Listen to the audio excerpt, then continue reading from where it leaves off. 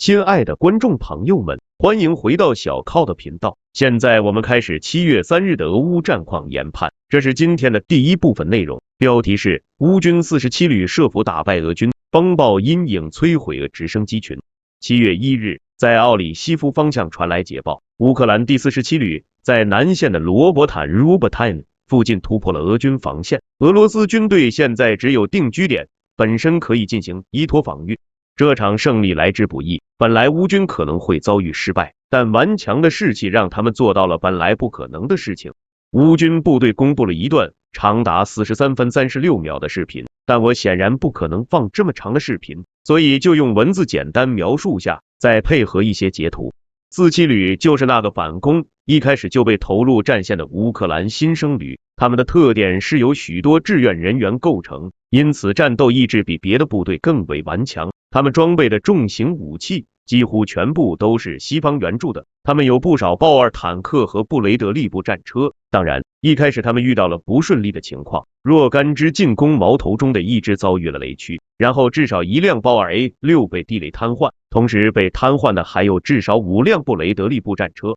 幸好这些西方装备最终都被顺利回收修理。不过47旅在人员方面并未遭遇很大的损失，这是他们为何3周后仍能在前线保持战斗执勤的原因。随着战斗的继续进行，他们总结出不少经验。他们发现，即使是最新鲜、装备最精良的俄罗斯部队，也无法抵抗的最佳战术是连续突击。因此，乌克兰突击部队这次进行了至少36小时的几乎不间断的行动。36小时战斗的一开始，乌克兰人用火力分散了俄罗斯阵地正面士兵的注意力，同时突击部队潜入俄军阵地侧翼准备包抄。在靠近俄罗斯侧翼后，俄罗斯人似乎有所察觉，于是向突击部队的方向开火。突击部队的指挥官很快意识到，俄罗斯人并不了解乌克兰人的确切位置，因此他命令每个乌军士兵不要开枪，除非他们能确定的看到并消灭目标。然后，突击部队的指挥官要求炮兵支援，乌克兰炮兵准确地击中了俄罗斯阵地，俄罗斯人开始恐慌和犯错，突击部队甚至没有靠近，就消灭了他们中的大多数人，并建立了对阵地的控制。到这时，战斗已经连续进行了差不多8个小时，突击部队也成功占领了俄罗斯人的阵地，但乌克兰人没有就地休息，而是立即开始准备进一步行动。他们与该地区的另一支部队协调，并制定了以下计划：建立2个机枪阵地，这样就得到了交叉火力，用交叉火力支援乌军即将要进行的针对俄罗斯下一个战地的进攻。然而，当乌克兰人开始实施他们的计划时，俄罗斯人发动了反击，以夺回他们刚刚失去的阵地。乌克兰人迅速传达了坐标，第2组乌克兰军人与俄罗斯人短兵相接，俄罗斯的机械化突击遭到瓦解，但俄罗斯人并没有停止推进，这威胁到乌克兰人的计划。由于无法前进，乌克兰突击部队被迫进行就地防御。日落后，情况并没有改善，枪声和炮击加剧，很明显俄罗斯人正在准备夜袭，而这时乌克兰人还没有准备好进行防御行动。在这个时候，突击部队的指挥官不但没有准备撤退，反而希望伏击夜袭的俄罗斯人，这听起来很疯狂，因为就当时阵地前沿的情况来说，伏击俄罗斯人的有利地点很危险，那需要在不间断的机枪和炮火下，在黑暗中爬行才能到达，而且当时突击部队能分出的人手并不多，其实只有4个人，这想法真的可以说很疯狂了。然而，突击部队的指挥官意志非常坚定，他愿意第一个前进，这一行动鼓舞了其他士兵的信心，于是这些人往前爬，并占据了最好的射击位置。俄罗斯人对他们的存在浑然不觉，当他们靠近时，乌克兰指挥官发出了信号，手榴弹在俄军士兵群里接连爆炸，整个地域都松动了。坚持到了第2天早上后，指挥官报告说行动成功，乌克兰人破坏了俄罗斯的计划，并达成了最初规划中的胜利。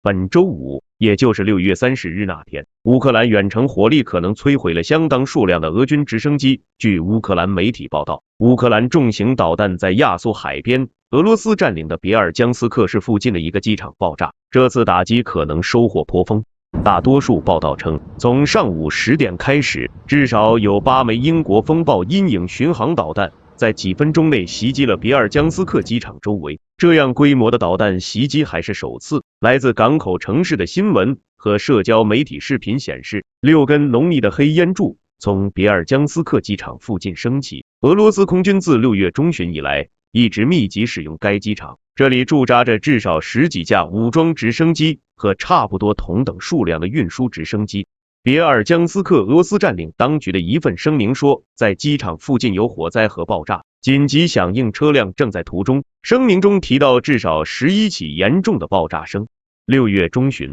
乌克兰媒体广泛报道了俄罗斯直升机在别尔江斯克机场的密集存在。美国资助的电台新闻社购买并发布了该基地的卫星图像。报道称，6月13日，至少有27架俄罗斯空军直升机驻扎在别尔江斯克机场，其中包括5架 KA-52 武装直升机、9架 Mi-8或 Mi-24 攻击直升机，以及13架 KA-29 侦察和救援直升机。照片一共有6张，不过我们也并非专业人员，我贴出4张，大家看看热闹就行了。框的颜色不同，代表不同类型的目标，红色是直升机，白色是弹药库，紫色是无人机，蓝色是固定翼飞机。截至周五中午，没有报告证实别尔江斯克机场的飞机受损。新闻报道和社交媒体称，俄罗斯警察和安全部队阻止进入空军基地。然而合理的猜测是，如此数量的风暴阴影巡航导弹肯定摧毁了若干俄军直升机。至少，俄军在乌克兰战场的所有大规模集结都逃不出乌军远程火力指挥官的视野。乌克兰国防部长列兹尼科夫曾在5月28日的评论中称赞风暴阴影是乌克兰武器库中最致命的远程武器。当时乌军使用这型导弹还不久，他称赞那之前发射的所有风暴阴影都100%击中了目标。好了，这就是7月3日俄乌战况研判的第一部分内容。请关注我并点赞、转发和使用超级感谢或打赏功能为我提供坚持下去的动力。一些观众无法通过系统提供的功能打赏，可以考虑通过微信收款二维码转款给我。小靠衷心感谢大家的支持。如果您有宝贵建议或者不同意见，请留言让我知道。谢谢大家，我们下个节目再见。